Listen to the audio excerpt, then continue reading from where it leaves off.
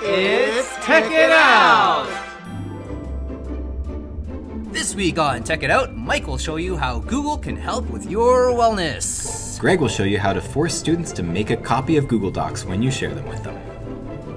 And Simon's going to cover settings in the new chat space. Geoff will share how you and your students can improve your digital skills. Tech It Out! Hey, what's up? Have you heard of Google Goals? It will put wellness times in your schedule where you have holes. On your phone or mobile device after you turn it on, open Calendar and press the add icon. Here select Goal and then you will see a list of activities that you can say are just for me. If you want to walk, how about 15 minutes, let's say? Google will ask you what you want to do that every day. Tell it you want to walk only in the morning and it will dig into your schedule and start exploring.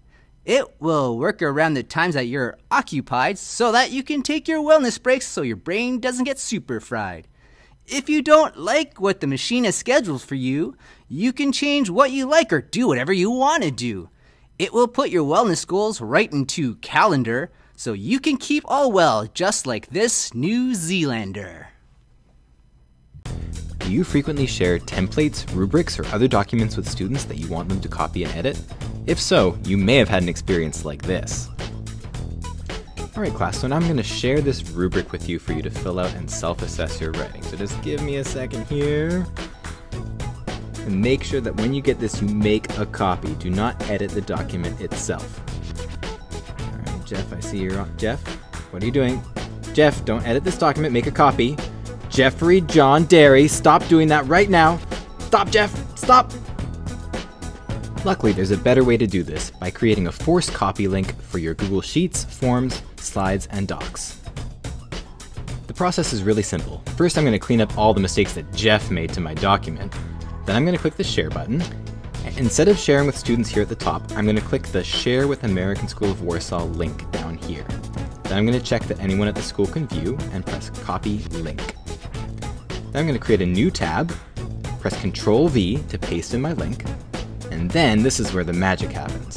At the very end of the URL, you'll see part that says Edit and then some other gobbledygook.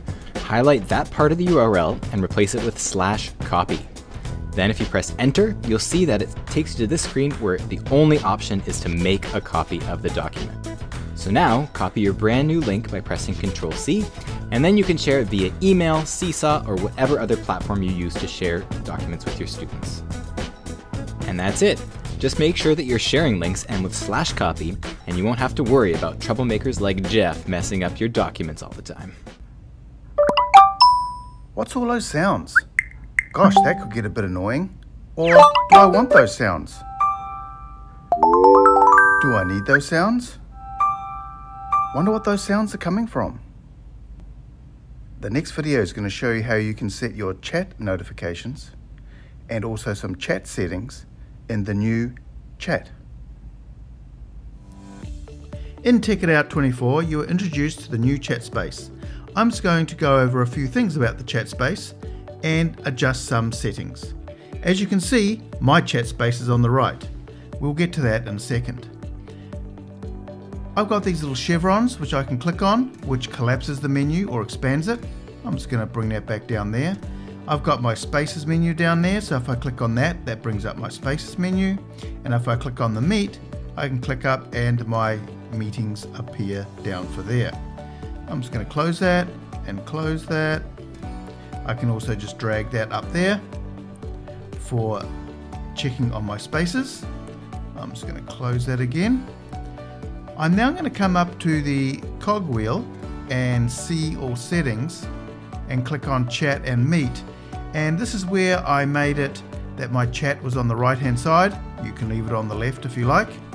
I've also got chat turned on. You can actually turn the chat off.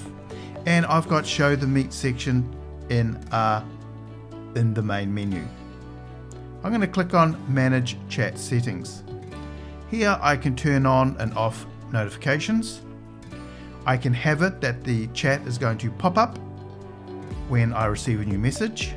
I can have it play a sound, and I chose Treasure. And Let's just listen to that again. And I also can receive an email if I haven't read a message, and I can turn that off if I like.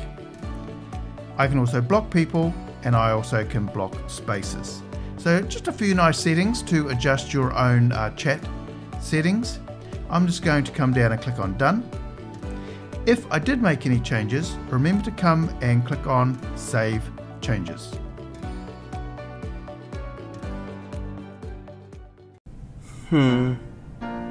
Wouldn't it be great if there was a free tool to teach teachers and students digital skills?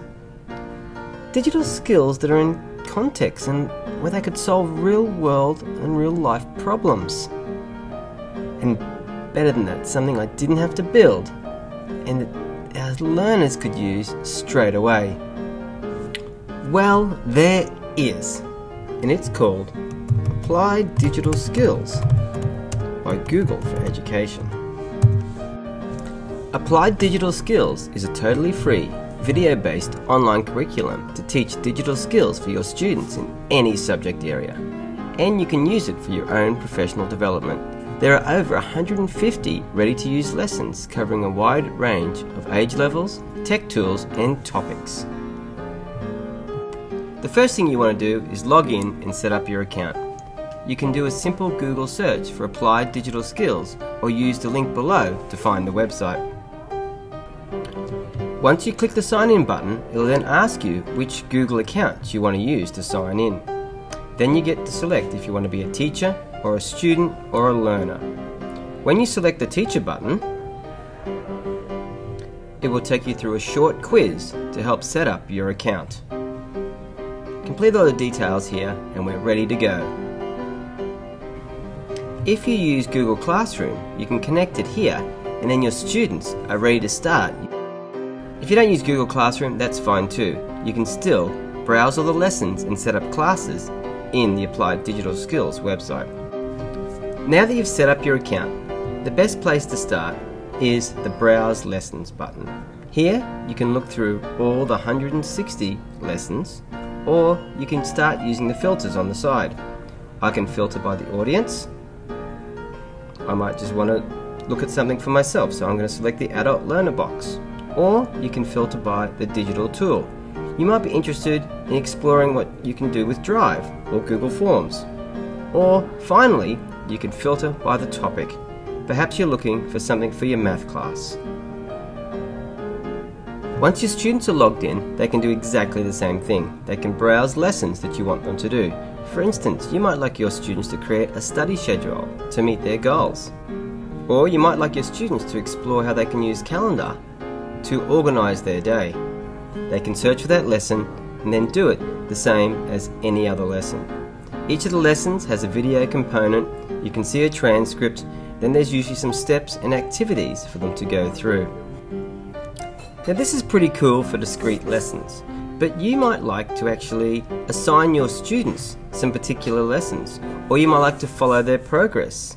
There's another tool within Applied Digital Skills which allows you as a teacher to create a class. When you click on My Dashboard, you get this screen, and you can, like a lot of other Google products, just click on the plus to create a class. I'm going to set my class for middle school and I'm going to create it. Once it's created, it's a bit like Google Classroom. Your students can get a join code or you can add them manually. Once you've started your class, it's pretty easy to add lessons. All you need to do is search for the lesson and look for the Add to Class button.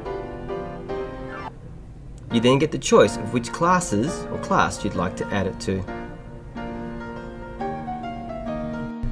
Once your students start completing the lessons, you get some pretty detailed results of the progress summary, including videos watched, projects submitted, and quiz results. Some of the lessons I've been playing with lately include creating my own adventure story. I've also made a study schedule and a budget in Google Sheets. I've been using Drive to organise my files. I've been evaluating the credibility of online sites.